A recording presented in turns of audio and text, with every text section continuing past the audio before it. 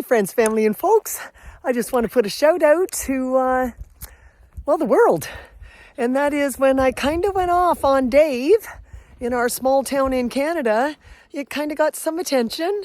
And thank you to all of you for your valued attention of 8 minutes of listening to me really say what was on my heart. But it turns out it's on a lot of people's hearts, and they really lived vicariously through my release of that, and held their worries, in some sort of form and place.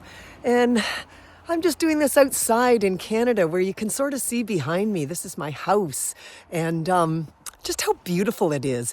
The February weather is, the sun becomes warm and it hangs low in the horizon and makes long shadows, and it becomes a hint of summer warmth in it. And you can drive with your window down and the music playing, and it's just gorgeous. But back to topic. Micheal James is a fellow that I've been following on Facebook, and thank you, Micheal, for endorsing what I had to say. And what I wanted to let all my friends and family and folks know who've, spent time with me here on this YouTube, guess what? We got a lot of support from around the world today. So much so I was brought to tears. Everybody's saying, hey, we got you, Canada. And we have a Bob in my town, and Bob basically said, well, what are you going to do? Move down there and vote, Susie? And if you're not, what difference is it going to make? And I said, no, you're right, Bob. And he says, hey, I'm a kind of half full cup kind of guy. And I'm thinking, yeah, me too, usually. When I used to change the kids' diapers, maybe there's not a poo in there. I've got a half cup full, excuse me, kind of girl. But this is the world order. And it's breaking down. Anyway, he's a half cup full kind of guy. And I thought, yeah, well, I am too. When you're talking about whether you're going to make it into town on empty. But this is democracy. This is the world. I'm not feeling that half cup full, and I don't want to chance it without saying something to somebody about the dire need for attention to this matter. And if we all stand linked together, together we stand, divided we fall, And if you're not at the table, you're on the table. So let's get up to the table, folks. Let's have a round table. And furthermore, to Bob, I'm more about the process. Eastern teachings would say it's about the process, not the outcome. So even if I make no difference at all to the outcome of world takeover, I'm at least going to try, and I'm at least going to keep talking about it. So anyway, this is about gratitude to you, Bob, and gratitude to you, Dave, because you really raised the conversation. And gratitude to our Canadian hockey team, who really, they had a lot of weight on their shoulders, because as a country we were saying, oh, good God, show them that we have the strength.